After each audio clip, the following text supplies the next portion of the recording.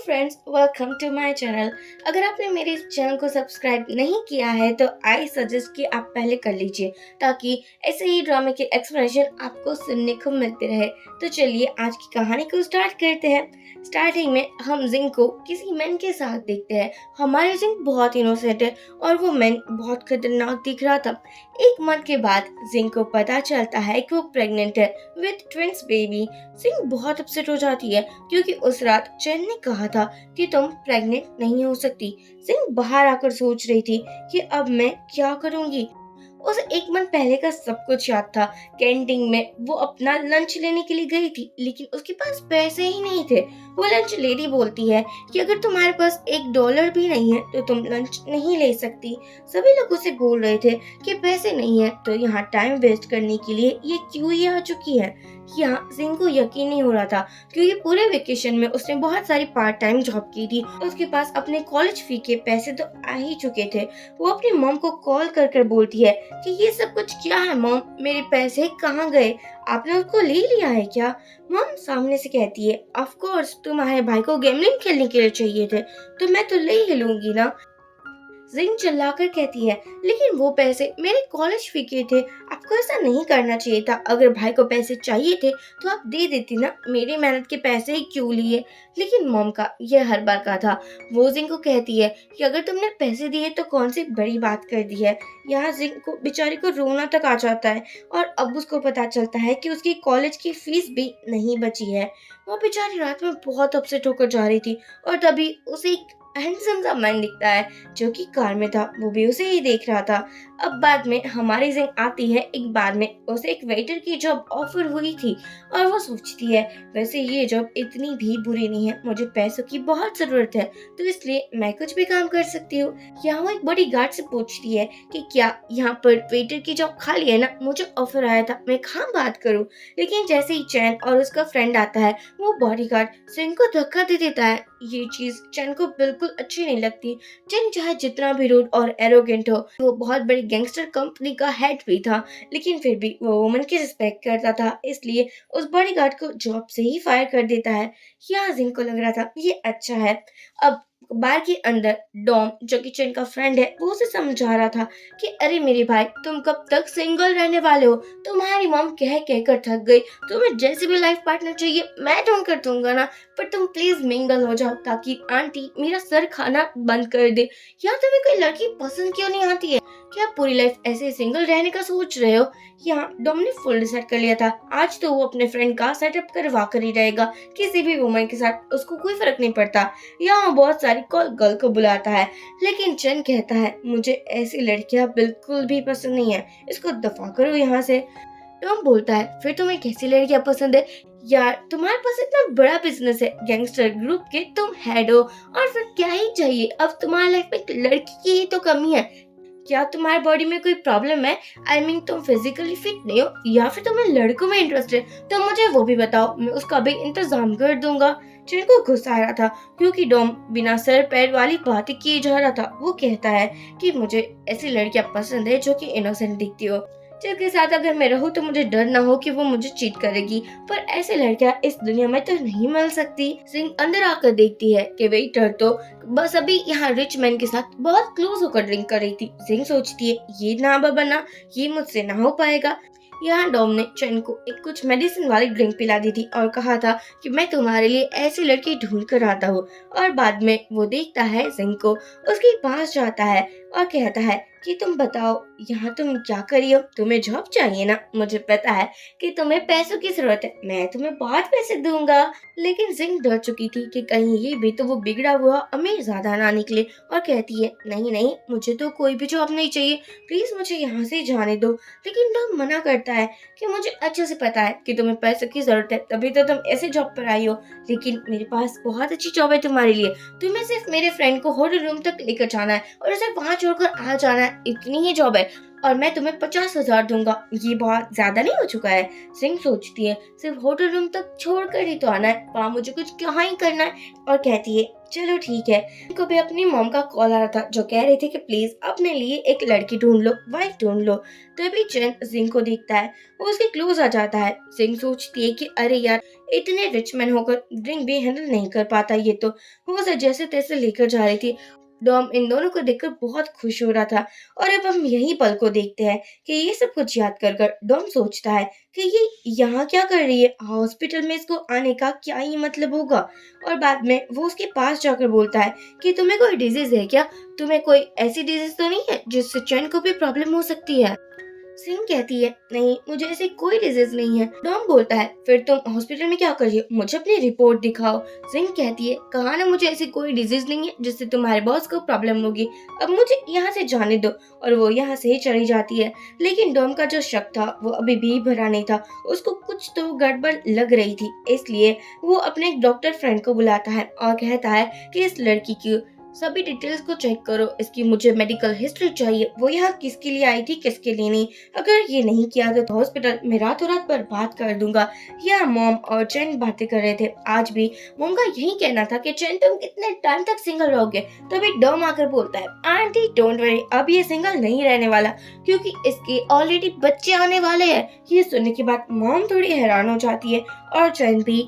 यहाँ डॉम कहता है कि आपकी प्यारे से बेटे ने किसी लड़के के साथ नाइट स्पेंड की थी और अब वो प्रेग्नेंट है विद ट्विंस बेबी। अब तो आप बहुत खुश होगे ना। ये सुनने के बाद मॉम बोलती है क्या बात है, मुझे यही तो चाहिए था, शादी के बिना ही मुझे पोते पोती मिल रहे हैं, इससे बढ़िया खुशी क्या ही हो सकती है। अब तो मैं चैन की बहुत जल्दी शादी करवा दूंगी उस लड़की से। वैसे वो लड़की दिखती कैसी है, अगर वो प्रीटी दिखती होगी तो बच्चे भी प्रीटी होंगे। मॉम बहुत ज्यादा एक्साइटेड हो चुकी थी। लेकिन चैन को याद आता है जिंग ने बोला था कि हम दोनों के बीच में जो भी हुआ है मैं वो नाइटमेयर सोच कर भूल जाऊंगी, लेकिन मुझे पैसों की जरूरत है, क्या तुम मुझे 5,000 दे सकते हो? जिन को लगा था कि जिंग को 5 मिलियन चाहिए और वो सोचता है ये भी पैसों की लालची है और वो यहाँ से उसको एक कार्ड देकर चला जाता है। अब हम देखते हैं उसको बिल्कुल यकीन नहीं हो रहा था कि ऐसा भी हो सकता है। दूसरी तरफ हमारी जिंग अपने घर पर आती है। यहाँ पर वो सोच रही थी कि प्रेगनेंसी के बारे में वो अपने मॉम और अपने भाई को कैसे बताएगी।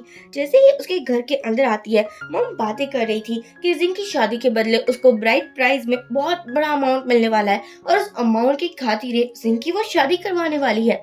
ये सुनने के बाद जिंग को हर्ट होता है कि पैसों से बढ़कर उसकी माँ और उसके भाई के लिए कुछ भी नहीं है। वो कहती है कि आप मेरी शादी का डिसीजन खुद कैसे ले सकती हो?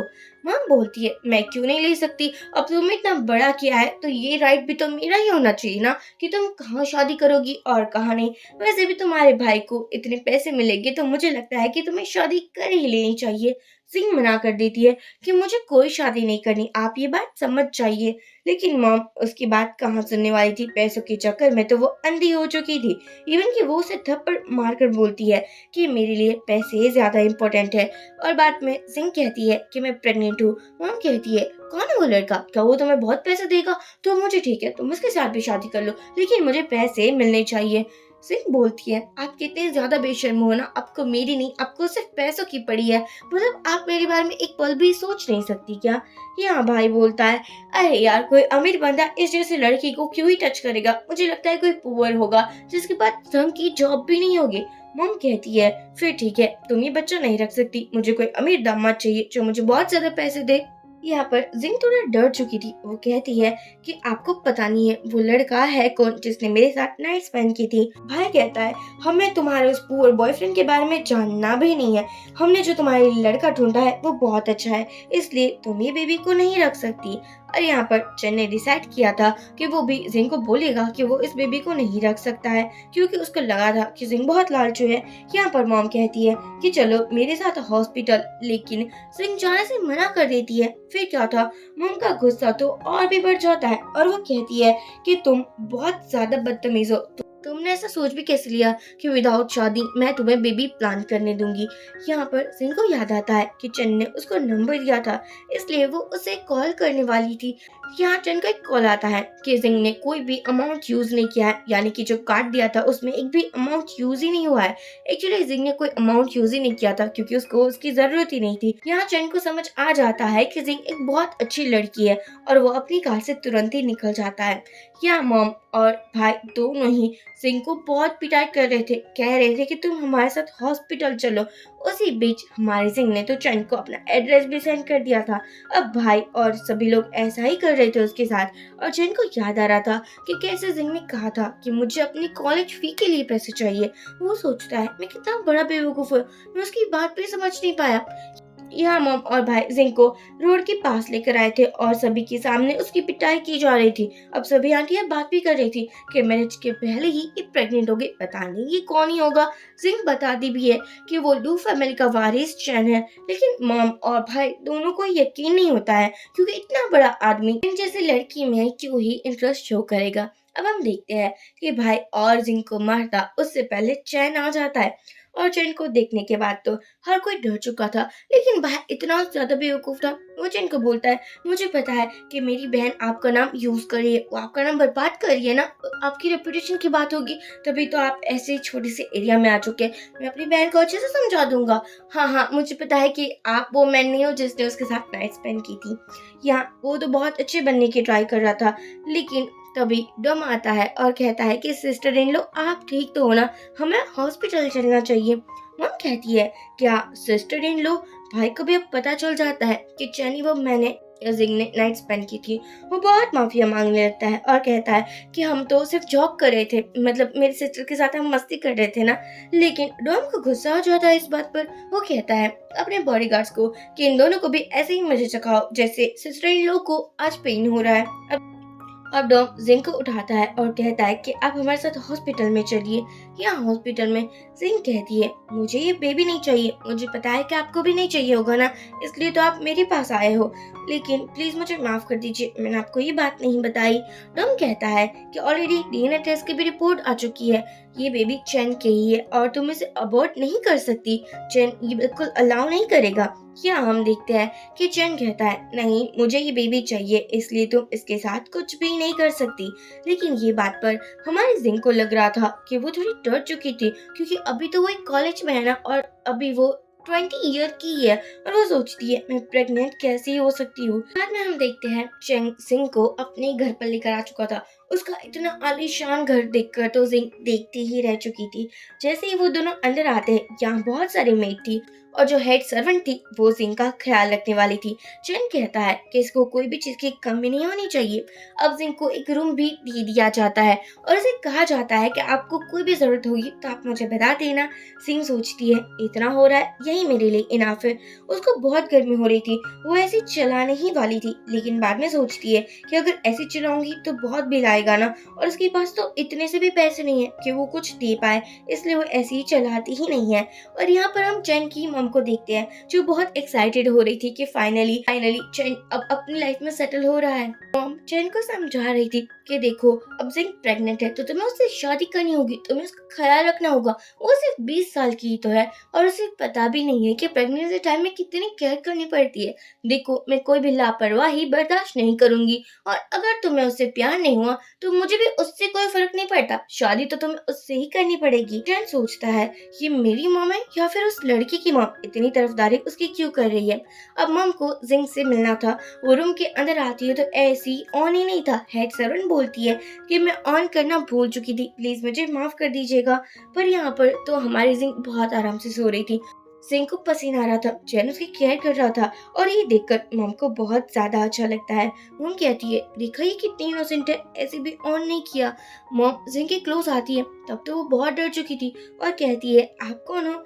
यहाँ पर मॉम कहती है मैं अब तुम्हारी भी मॉम हूँ, क्योंकि तुम्हारी होने वाली मदर इन लॉ जो हूँ। मुझे तुमसे मिलकर बहुत अच्छा लगा, तुम बहुत अच्छी लड़की हो और मुझे तुम जैसी ही तो बहू की जरूरत थी। और यहाँ पर वो उसे कहती है कि क्या तुम मेरे साथ शॉपिंग करने चलोगी, वैसे भी तुम्हारे पास कोई अच्छे कपड़े नहीं है। यहाँ पर मॉम जिंग को लेकर शॉपिंग टाइम पर आ चुकी थी। वो बहुत सारा ड्रेस देखती है और कहती है इसको पैक करो, इसको पैक करो। इवन कि जिंग को बहुत सारे ड्रेस ट्राई भी करने पड़ते हैं, जहाँ मॉम और चैन उसको रेटिंग दे रहे थे कि नो ये ड्रेस नहीं चलेगा, हाँ ये ड्रेस अच्छा लग रहा है। और इस रेटिंग के बाद हमारी जिंग बहुत खुश हो चुकी थी, क्योंकि इतनी लग्जरियस लाइफ तो उसने कभी जी ही नहीं थी। इवन कि यहाँ मॉम जिंग के ओल्ड ड्रेस को फेंक तक देती है, उसको न्यू फोन ले देती है, न्यू लैपटॉप ले देती है। जिंग की जो भी जरूरत थी उसका बहुत ख्याल रख रही थी मॉम। और जिंग को इतना प्यार मिलने के बाद बहुत अच्छा लगता है। वो कार में आने के बाद बोलती है थैंक यू सो मच, मेरे लिए इतना सब कुछ किसी ने किया ही नहीं था। मॉम कहती है ये सब कुछ तुम्हारे होने वाले हस्बैंड के पैसे से ही आया है, तो अगर थैंक्स कहना है तो उसको कहो, मुझे कहने की कोई जरूरत नहीं है। अब हमारी जिंग चैन को भी थैंक्स कहती है। अब चैन भी पहली बार किसी लड़की के साथ इतने क्लोज मोमेंट बिता रहा था, तो उसको भी थोड़ा थोड़ा अच्छा तो लग ही रहा था। सिंह के लिए बहुत ज्यादा फूड प्रिपेयर किया होता है। सिंह कहती है क्या इतना सब कुछ मुझे खाना होगा? चैन कहता है तुम प्रेग्नेंट हो और तुम बहुत वीक भी हो, इसलिए तुम्हें अच्छे से खाना तो खाना होगा ना। सिंह कहती है हाँ हाँ ठीक है। बाद में चैन उसे एक अपना क्रेडिट कार्ड भी देता है। सिंह उसे भी लेने से मना कर रही थी, लेकिन मॉम कहती है अरे यार तुम कितना शर्माती हो, ये तुम्हारे हस्बैंड का ही तो है, अब जितने पैसे है वो तुम्हें ही उड़ाने हैं, इसलिए आराम से यूज करो, हम दोनों को कोई प्रॉब्लम नहीं है। यार ऐसी मदर इन लॉ कितनी ज्यादा कूल लगती है ना। आप जिंग तो बहुत खुश हो रही थी कि उसकी लाइफ में अब किसी भी चीज की कमी नहीं है। बाद में जिंग कॉलेज जाती है। वो बैठी हुई थी, लेकिन पीछे 3 लड़कियां थी जो कि उसके ड्रेस को देखकर बातें कर रही थी। जिंग पहले तो फटे कपड़े पहन कर आती थी, उसकी कोई वैल्यू नहीं थी, लेकिन आज उसने बहुत अच्छे कपड़े पहने थे, इवन कि वो ब्रांडेड भी लग रहे थे। अब तीनों लड़कियां सोचती है कि जिंग के पास इतने पैसे कहाँ से आ गए जो उसने ऐसे कपड़े पहने हैं। उसमें से एक लड़की जिंग के पास आती है और कहती है कि कहीं तुम्हें रिच डैडी तो नहीं मिल चुका, आई मीन शुगर डैडी, जो तुमने इतने महंगे कपड़े पहने हैं। मुझे लगता है ये फेक हो गए, क्योंकि रियल पहनना तुम्हारी औकात के जो बाहर है। जिंग कहती है आपको क्या है, मैं जैसे भी कपड़े पहनूं वो बहुत इनोसेंट थी। यहाँ पर वो लड़कियां बोलती है मुझे लगता है कि तुम्हें कोई और मैन मिल चुका है जो तुम्हें ये सब कुछ दे रहा है पैसे, और तुम्हारी वैसे फीस भी तो पे हो चुकी है, जबकि तुम्हारे पास तो पैसे ही नहीं थे। क्या बात है ना, कहीं वो तुम्हारे साथ कुछ और भी तो नहीं करता? आई मीन हमें पता है ऑल मैन कैसे होते हैं। और ये तीनों मिलकर हमारे जिंग को परेशान करने लगती है। जिंग कहती है कि आपको मेरे साथ ऐसा नहीं करना चाहिए। वो जा रही थी, लेकिन यहाँ पर वो बंदी उसे रोक लेती है। जिंग को उसी के ऊपर वॉमिटिंग हो जाती है, लेकिन वो बंदी उतने से भी नहीं रुकती। वो कहती है कहीं तुम प्रेग्नेंट तो नहीं हो, उस ऑल मैन ने तुम्हें प्रेग्नेंट तो नहीं कर दिया है? ये जानकर भी वैसे मुझे अच्छा लग रहा है, अगर प्रेग्नेंट हो ही तो स्कूल आई ही क्यों? जिंग कहती है ऐसा कुछ भी नहीं है जिसे आप सोच रहे हो, प्लीज मुझे यहाँ से जाने दो, अब हम देखते हैं। सिंह बाहर आती है, चैन उसके लिए खड़ा ही था। यहाँ पर चैन कहता है तुम ठीक तो ना, क्या तुम्हारा मूड अच्छा नहीं है? देखो तुम्हारा मूड अच्छा होना चाहिए, बेबी पर भी तो इफेक्ट पड़ सकता है ना। अब जिंग को बहुत गुस्सा आ जाता है कि तुम्हें मेरी नहीं तुम्हें बेबी की ही परवाह है। मुझे जो खाना खिलाते हो, मेरी जो केयर करते हो, वो मेरे लिए तो है ही नहीं ना। तुम ये सब कुछ अपने बेबीज के लिए कर रहे हो ना, मुझे अच्छे से पता है। डोंट वरी, बेबी तुम्हें देकर जल्दी से मैं तुमसे दूर चली जाऊंगी, क्योंकि मेरे लिए कॉलेज बहुत इंपॉर्टेंट है। जिन ने कहा था कि तुम अभी 1 साल के लिए ड्रॉप ले लो। जिसके बाद जिन को बहुत ज्यादा गुस्सा आ चुका था, वो बहुत जली कुटी बातें चैन को सुनाती है और बाद में रोने लगी थी। यहाँ पर चैन उसको हक कर कर बोलता है तुम्हें जो करना है वो तुम करो। देखो मैं ऐसा नहीं कह रहा था कि तुम अपनी स्टडी कंप्लीट मत करो, लेकिन यहाँ पर अगर तुम्हें कोई भी परेशानी है तो तुम मुझे बताओ। मुझे अच्छे से पता है किसी ने तुम्हें बुली किया है ना, मैं सब कुछ हैंडल कर लूंगा। कार में आने के बाद जिंग कहती है मैं कॉलेज से 1 साल का ड्रॉप ले लूंगी। चैन बोलता है अभी तो तुम मना कर रही थी कि तुम कॉलेज नहीं छोड़ोगी।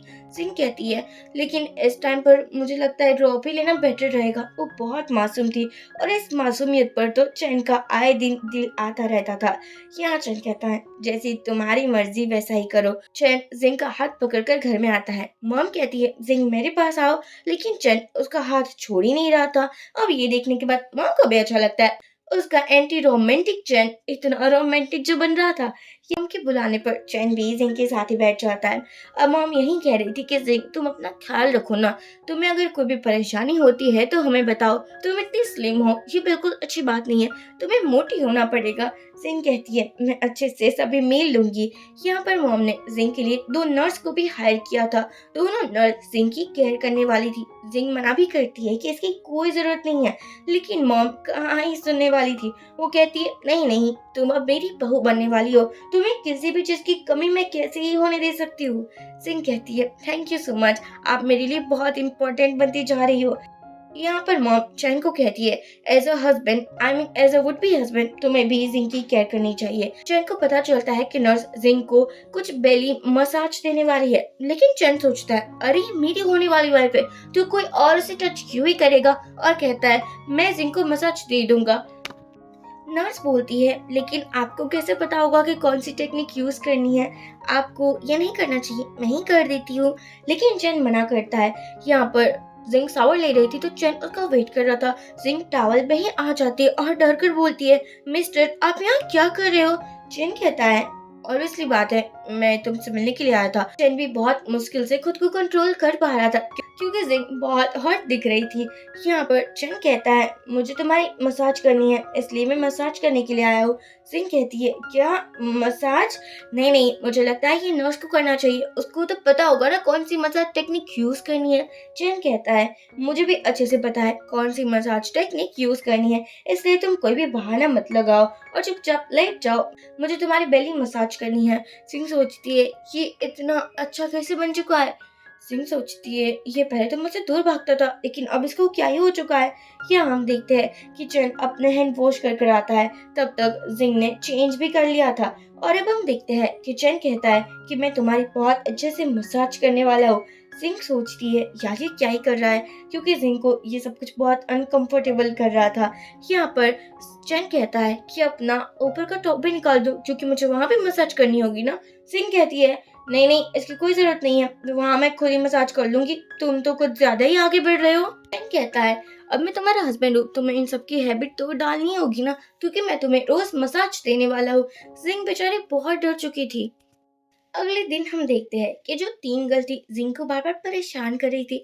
यहाँ कॉलेज में जिंग के बारे में बहुत अच्छी अच्छी अफवाहें उड़ रही थी, लाइक जिंग को एक अमीर बंदा मिल चुका है और वो उसके साथ बहुत जल्दी मैरिज भी करने वाली है। ये तीनों बंदियों को ये जानकर बहुत जेलसी हो रही थी, क्योंकि जो मैन का नाम आ रहा था वो चैन था, इस कंपनी का one of the bachelor president. और यहाँ वो लड़की सोचती है कि मैं इतनी आसानी से मैं जिंग को फेमस नहीं होने दे सकती। यहाँ पर वो एक पोस्ट डालती है जिसके अंदर लिखा हुआ था कि जिंग के पास कोई हॉट प्रेसिडेंट नहीं है, लेकिन उसके पास एक ओल्ड शुगर डैडी है जो कि उसकी सभी केयर करता है। और ये पोस्ट अब सभी देख रहे थे और जिंग के बारे में बुरी बुरी बातें बना रहे थे। यहाँ ये पोस्ट जिंग ने भी देख ली थी, उसको बहुत ज्यादा गुस्सा आ जाता है और यहाँ वो लड़की उसे कॉल कर कर बोलती है, जिंग ये तो बस शुरुआत है, देखो देखो आगे मैं करती क्या हूँ, मैं तो तुम्हारे घर का एड्रेस भी दे दूंगी, सभी लोग आकर तुम्हें वहाँ भी ब्लेम करेंगे। जिंग बोलती है, ये सब कुछ तुम ज्यादा कर रही हो, देखो ये करना बंद करो, वरना मुझे लगता है पुलिस में रिपोर्ट करनी होगी। लेकिन उस बंदियों को तो पुलिस रिपोर्ट से भी कहाँ ही फर्क पड़ने वाला था। जिंग बहुत ज्यादा डर चुकी थी। तभी उसे अपनी मॉम का कॉल आता है जो उसे डांटने लगी थी कि तुम्हारी वजह से हमारी फैमिली रेपुटेशन मिट्टी में मिल रही है, हम अमीर नहीं है लेकिन फिर भी तो हमारी कोई इज्जत है ना। तुम ऑनलाइन देख रहे हो ना तुम्हारे बारे में कौन से र्यूमर्स फैल रहे हैं, ये सब कुछ अब मुझसे हैंडल नहीं होगा, मुझे हॉस्पिटल जाना है इसलिए पैसों की जरूरत है। सिंह कहती है, मेरे पास कोई पैसे नहीं है, आप पैसे पैसे क्यों करते रहते हो, आप खुद भी तो अर्न कर सकते हो ना। मॉम कहती है, अगर मुझे पैसे नहीं मिले तो मैं तुम्हारी खैर नहीं छोड़ूंगी, क्योंकि मैं तुम्हारे हस्बैंड के घर के बाहर हूँ, क्या मैं यहाँ चिल्ला चिल्ला कर तमाशे क्रिएट करूँ, अगर नहीं चाहती तो जल्दी से मुझे पैसे सेंड कर दो। सिंह कहती है, ठीक है मैं आपको पैसे सेंड करती हूँ। एक्चुअली उसको याद था चैन ने उसे काट दिया था, तो वो सोचती है क्यों ना मैं इसी कार्ड का यूज करूँ। यहाँ मॉम बहुत खुश हो रही थी कि ये ट्रिक तो जिंग पर काम कर चुकी है, उसे पैसे आने का नोटिफिकेशन मिलता है। वो देखती है तो उसे लग रहा था 20 लाख 2 लाख मिलेंगे, लेकिन उसे सिर्फ 20,000 ही मिले थे। ये देखने के बाद मॉम को गुस्सा आ जाता है और वो सोचती है कि अब मैं फिर से जिंग की वाट लगा दूंगी। वो जिंग को कॉल करके बोलती है, 20,000 से मेरा क्या होगा, मुझे 1 मिलियन चाहिए। जिंग कहती है, क्या 1 मिलियन, मैं इतने ज्यादा पैसे कहाँ से लाऊंगी। मम कहती है, अरे यार तुम्हारा होने वाला हस्बैंड चैन है जिसके पास पैसों की कोई कमी नहीं है, तुम उसके पास से लाओ चाहे किसी के भी पास से लाओ, मुझे 1 मिलियन चाहिए। सिंह कहती है, हाँ मैं आपको कल तक कॉल करती हूँ। और बाद में वो बेचारी टेंशन में आ चुकी थी क्योंकि पैसे तो उसके पास थे ही नहीं ना। और यहाँ चैन ने तो जिंग के लिए 3 मिलियन का नेकलेस भी ले लिया था। डम उसे बोलता है, भाई पहले तुम इतना एंटी रोमांटिक थे, कि तुम किसी वुमन के लिए हेयर क्लिप भी नहीं लेते थे। अब देखो मेरे सिस्टर इन लॉ के लिए तो तुमने पूरा का पूरा इतना बड़ा नेकलेस ही खरीद लिया है। चैन कहता है क्योंकि वो डिजर्व करती है।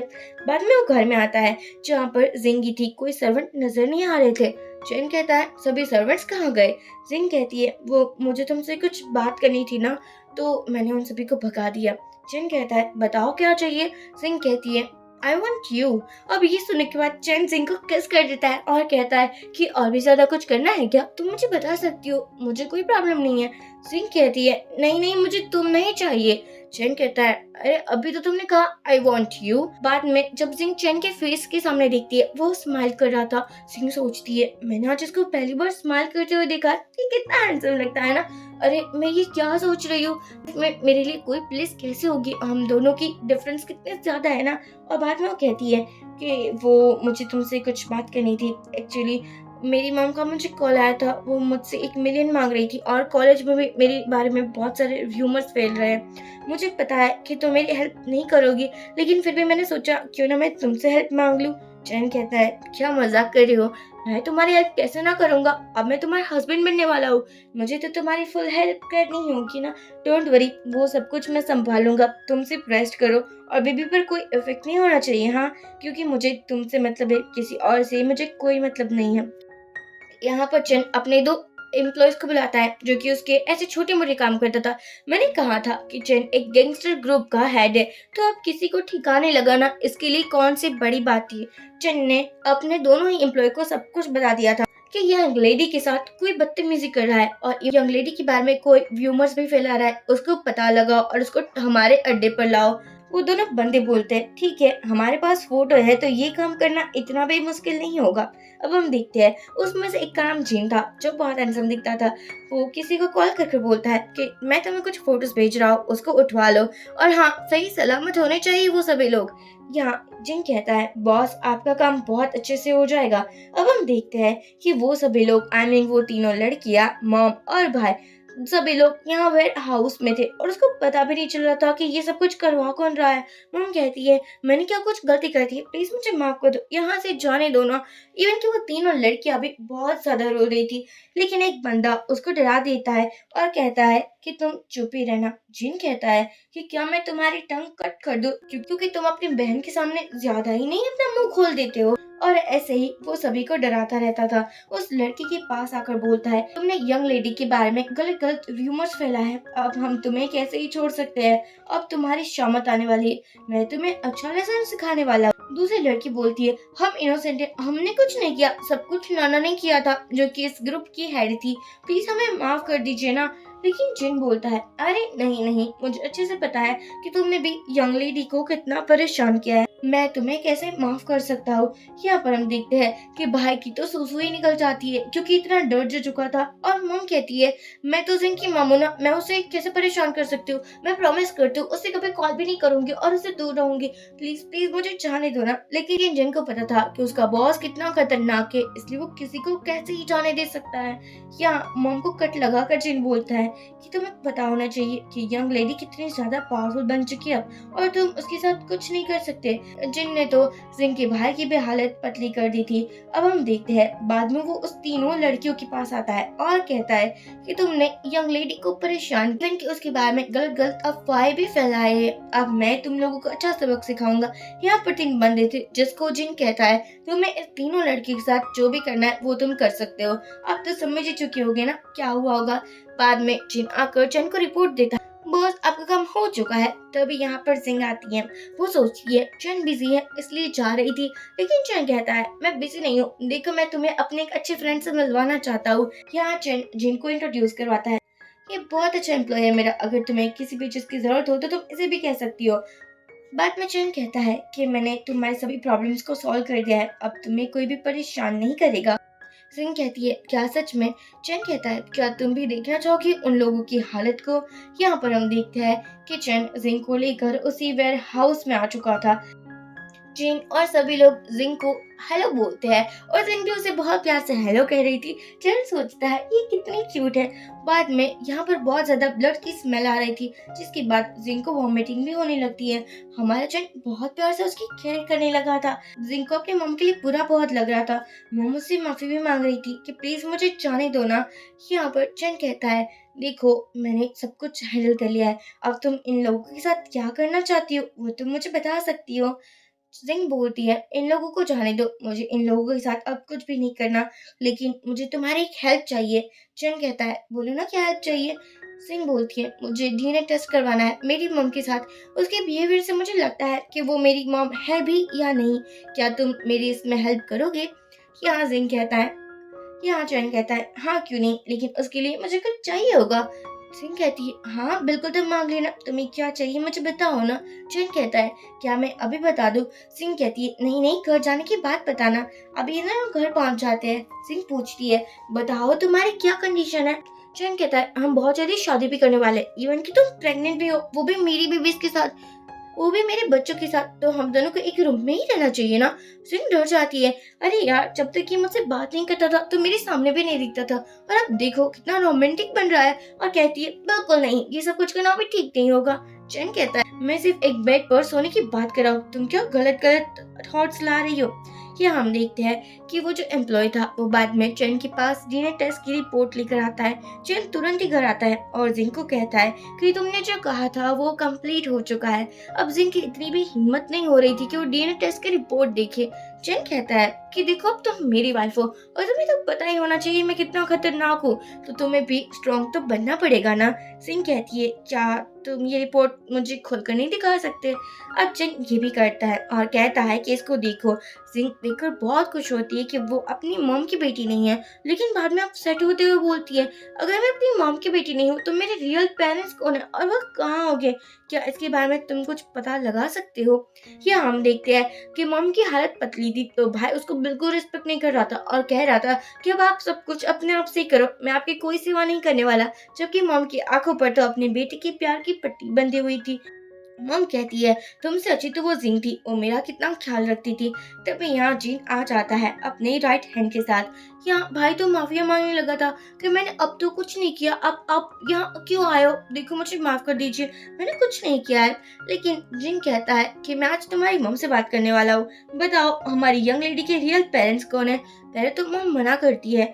जिन कहता है मेरे पास और भी बहुत सारे तरीके हैं। और मॉम बताना स्टार्ट करती है कि जब वो यंग थी तब उसकी डॉटर की डेथ हो चुकी थी, लेकिन मॉम को किसी हालत में एक बेटी चाहिए थी, इसलिए वो डॉक्टर को बोलती है कि मैं आपको पैसे देने को रेडी हूँ लेकिन मुझे एक बेटी चाहिए, प्लीज आप कुछ भी चाहे कर सकती है। वो डॉक्टर जिंग की रियल मॉम के पास गई थी और उस रूम से जिंग को उठा लिया था और इस मॉम को दे दिया था। ये सब कुछ होने के बाद मॉम बहुत खुश थी क्योंकि उसके पास एक बेटी जो थी। अब हम देखते हैं जिंग बहुत खुश थी कि फाइनली उसके पेरेंट्स के बारे में कुछ तो पता चला है, लेकिन सभी लोग बहुत अपसेट नजर आ रहे थे, जिसको देखकर जिंग कहती है क्या हो चुका है, तुम मुझे नहीं बताओगी क्या। लेकिन यहाँ जिंग को पता चलता है कि उसकी मॉम बहुत ज्यादा सदमे में जा चुकी थी क्योंकि जिंग मिल नहीं रही थी और बाद में उसकी डेथ हो गई, और उसके कुछ टाइम बाद जिंग के पापा की कार एक्सीडेंट में डेथ हो चुकी थी। जिंग बहुत रोने लगती है कि ये सब कुछ उसकी आंटी की वजह से हुआ है, वरना अगर ऐसा ना होता तो उसके मामले ठीक होते ना। और यहाँ पर वो चैन से कहती है देखो तुम सच बताओ, तुम कहीं मुझसे झूठ तो नहीं कह रहे हो ना। या वो बेचारी इतना रोती है कि बेहोश ही हो जाती है। चैन को जिंग की बहुत ज्यादा फिक्र हो रही थी, वो तुरंत डॉक्टर को भी बुला लेता है। तो हम आकर बोलता है ऐसा क्या हो चुका जो सिस्टर इन लॉ इतनी अपसेट हो चुकी थी। चैन कहता है वो सब कुछ मैं तुम्हें बाद में बता दूंगा। जैसे ही जिंग को होश आता है चैन कहता है चाहे तुम्हारे पास कोई भी ना हो लेकिन मैं तो हूं ना, देखो तुम इतना टेंशन मत लो। अब मॉम भी बोलती है चैन की कि तुम्हारी मॉम कैसे नहीं है, मैं तुम्हारी मॉम हूँ। चैन और अपनी सासू मॉम के साथ अपने मॉम डैड के ग्रेव यार्ड पर जाती है। वो उसे बोलती है कि मैं तुम दोनों से इतने सालों तक दूर रही, प्लीज मुझे माफ कर देना। इवन कि वो अपने न्यू फैमिली को भी इंट्रोड्यूस करवाती है कि अब मेरे पास सब कुछ है। यहाँ पर हम देखते हैं कि जो भाई था उसने जिंग की मॉम को बाहर लाया था और कहा था कि अब तो बिल्कुल आप पैसे ही नहीं लाते, देखो पैसे नहीं है तो मैं आपको नहीं रख सकता ना। अभी यहाँ आ जाते हैं चैन और जिंग। एक्चुअली जिंग अपनी मॉम से लास्ट बार मिलना चाहती थी। मॉम को यहाँ पता चल चुका था कि जिंग उसके लिए कितनी अच्छी थी, उसने कभी कोई मिसबिहेव नहीं किया, इसलिए वो बहुत रो रही थी। लेकिन जिंग कहती है कि आप मेरी रियल मॉम नहीं हो, आपने इतना बड़ा धोखा किया मेरे साथ। आपकी वजह से अब मेरी रियल फैमिली भी नहीं बची है। मॉम और भाई को भी पुलिस ने गिरफ्तार कर दिया था। अब ऐसे ही बहुत सारे मंथ निकल जाते हैं। हमारी जिंग 8 मंथ प्रेग्नेंट थी और मॉम उसकी बहुत केयर कर रही थी। जिंग ने केक बनाया था। मॉम कहती है अगर इतना अच्छा केक बनाया है तो तुम्हें अपने वुड बी हस्बैंड को खिलाना चाहिए ना। अब उसका भी तो ये राइट बनता है। चलो हम उसके ऑफिस में चलते हैं। जैन बहुत इंपॉर्टेंट मीटिंग में था, लेकिन जैसे ही जिंग का कॉल आता है तो वो मीटिंग छोड़कर ही चला जाता है। सभी एम्प्लॉयज तो देखते ही रह गए थे। चैन जिंग के पास आकर बोलता है तुम यहाँ आई मुझे बहुत अच्छा लगा। जिंग कहती है तुम बिजी थे क्या, मैंने तुम्हें डिस्टर्ब तो नहीं किया ना। चैन कहता है नहीं नहीं बिजी बिल्कुल नहीं था, मैं तो फ्री ही बैठा हुआ था। अरे यार इतने ज्यादा एम्प्लॉय है, मुझे कुछ काम करने की कौन सी जरूरत आन पड़ी है। सिंह कहती है मैं तुम्हारे लिए केक बनाकर लाई हूँ, क्या तुम टेस्ट करना चाहोगी। चैन बहुत खुश हो जाता है और कहता है हाँ क्यों नहीं, मुझे ये केक बहुत ज्यादा पसंद आ रहा है। और यहाँ ये दोनों ऐसे ही बहुत सारी बातें करते हैं। बाद में चैन जिंग को ड्रॉप करने के लिए भी जाने वाला था, तभी जिंग को पेन होने लगता है और वो कहती है मेरी तबीयत ठीक नहीं है। अब यहाँ चैन और मॉम जिंग को लेकर हॉस्पिटल में आते हैं और यहाँ चैन तो बहुत ज्यादा डर रहा था। मॉम कहती है कि बहुत जल्दी जिंग ठीक हो जाएगी, देखो तुम टेंशन मत लो। लेकिन चैन की टेंशन तो बढ़ती ही जा रही थी। वो कहता है ऐसे कैसे ठीक हो जाएगी, मुझे बहुत ज्यादा टेंशन हो रही है। डॉम आकर बोलता है कि अरे आंटी आपको थैंक्स मुझे कहना चाहिए, क्योंकि मेरी वजह से ही तो चैन और जिंग मिले हैं। मॉम कहती है हाँ क्यों नहीं। और बाद में जिंग को लाया जाता है और यहाँ पता चलता है कि जिंग की एक बेटी और एक बेटा हुआ है। वो बहुत ज्यादा खुश थी। और यहाँ चैन भी जिंग के पास आता है बाद में और कहता है कि तुम मेरी लाइफ की सबसे प्रेशियस गिफ्ट हो, तुम जब से मेरी लाइफ में आई हो तब से सब कुछ ठीक हो रहा है, इसलिए मैं तुम्हें खुद से दूर कभी नहीं जाने दूंगा। ये सुनने के बाद हमारी जिंग बहुत ज्यादा खुश हो जाती है, क्योंकि ये इम्पोर्टेंस उसे लाइफ में कभी नहीं मिली थी जो उसे अब मिल रही थी। अब हम देखते हैं सभी अलग अलग कंपनी के पास एक इनविटेशन कार्ड मिलता है, जिसमें से चैन की चाइल्डहुड फ्रेंड मिनी के पास भी ये कार्ड मिलता है। वो सोचती है कि चैन के तो बच्चे भी हो गए और कानों कान किसी को खबर भी नहीं पड़ी, ऐसा कैसे हो सकता है। यहाँ हम देखते हैं कि मिनी चैन को कुछ ज्यादा ही लाइक करती थी। अब हम देखते हैं कि जिंग रेडी हो रही थी, क्योंकि चैन ने कहा था कि मैं तुम्हें आज सबके सामने इंट्रोड्यूस करवाने वाला हूँ एज अ वाइफ। वो बहुत ज्यादा खुश थी क्योंकि इतनी प्यारी जो ड्रेस पहनी थी और चैन भी उसके साथ था। वो पार्टी में एंट्री लेते हैं, सभी उसको देख रहे थे और कह रहे थे कि आप कितने ज्यादा सुंदर दिख रहे हो एक साथ। यहाँ चैन कहता है कि मैं बहुत जल्दी जिंग के साथ शादी करने वाला हूँ और अब तो मेरे कंपनी के वारिस भी आ चुके हैं ना। ये सुनने के बाद सभी लोग बहुत खुश थे। पार्टी में मिनी चैन के पास आती है और वो जिंग के साथ बहुत अच्छे से बात कर रही थी, लाइक कि वो उसकी बेस्ट फ्रेंड हो। लेकिन चैन को पता था कि यहाँ मिनी के इरादे क्या है, इसलिए वो उसे बिल्कुल भी भाव नहीं देता। चैन और जिंग की इतनी लवी डवी रोमांस देखने के बाद तो मिनी चली ही गई थी यहाँ से। अगले दिन हमारी जिंग जाती है ऑफिस में, जहाँ पर चैन की चेयर पर बैठी हुई थी मिनी। जिंग बोलती है तुम्हें यहाँ नहीं बैठना चाहिए, ये मेरे हस्बैंड की चेयर है, चलो निकलो यहाँ से। मिनी कहती है आई नो ये तुम्हारा हस्बैंड है, लेकिन क्या ही हो चुका, हम दोनों बहुत क्लोज थे और वो मुझे कभी भी नहीं छोड़ सकता। तुम्हें छोड़कर वो मेरे पास एक दिन जरूर आएगा। अब जिंग को पता चला था कि एक्चुअली मिनी के रियल इंटेंशन क्या थे। अब जिंग बहुत पॉजिटिव थी, इवन की जेलस भी हो रही थी। वो कहती है कि चैन मुझे कभी नहीं छोड़ सकता, क्या उसे उसके बच्चों से प्यार नहीं है जो वो तुम जैसी वुमेन के पास आएगा। मिनी बोलती है अच्छा लगता है अभी तुम चैन को जानती ही नहीं हो, देखो बहुत जल्दी वो मेरा हो जाएगा और तुम्हें जाना होगा, तुम्हारी इतनी हैसियत नहीं है कि तुम उसके साथ खड़ी भी रह पाओ।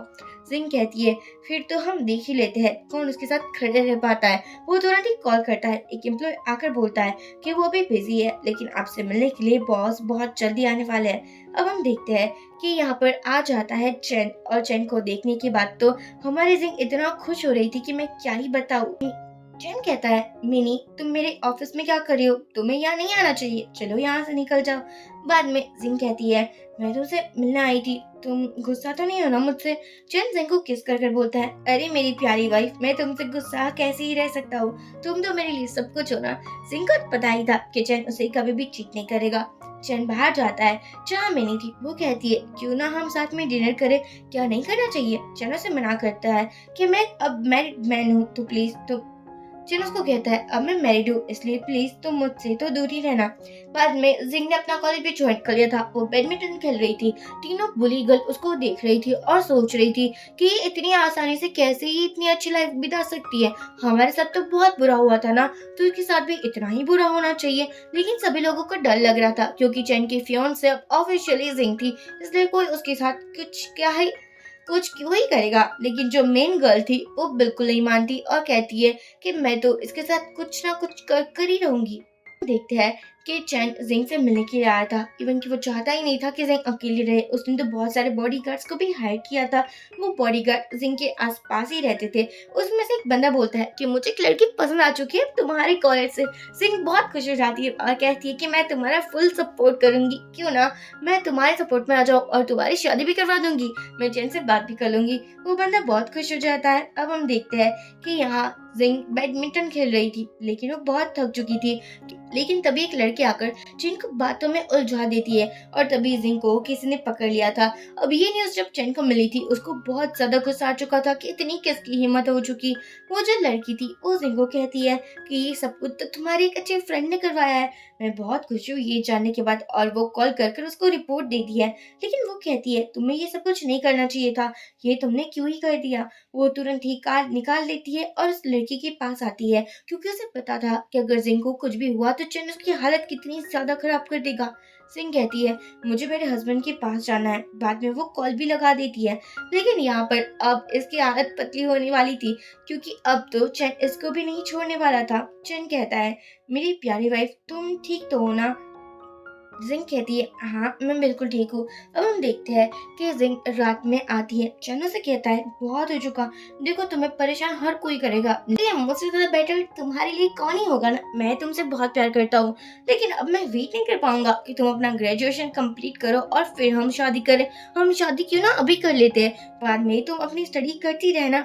अगले दिन ही चैन जिंग को लेकर मैरिज ब्यूरो आ चुका था और कह रहा था कि हम ऑफिशियली मैरिज सर्टिफिकेट ले लेंगे।